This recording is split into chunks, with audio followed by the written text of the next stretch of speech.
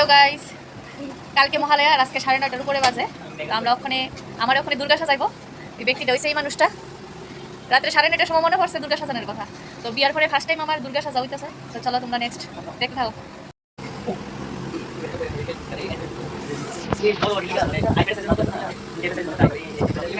স্কুলে খানা কমলে কল খাইবো না ছাড়ছি। পুরো বোতাম জান থাকে ছয় আরে সময় কত কোনে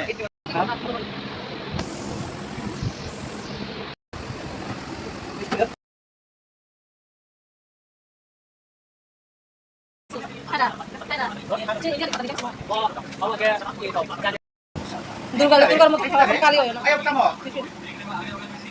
এখন পর্যন্ত 10:30 বাজে। আর এখনো রেডি খায়ো না এটা আমার আজকে 2টা বাজবো, রাত্র 2টা। মেকআপ আর্টিস্ট আমার আর মাস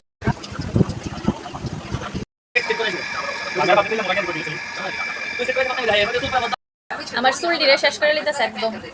কোনো সীমানা নাই, বাসা নাই, কিছু কোয়ানের লিগা। দেহ শায়ক দেবর মা আমার চুলের কাম 12টা বাজাইতেছে। কালকে যদি আমার চুলটি কিছু হয়, তার মাথার যত চুল আছে সব আমার মাথাত লাগাইয়া বাস তারা পয়সাটি দিয়া আমার চুলের ট্রিটমেন্ট করবো।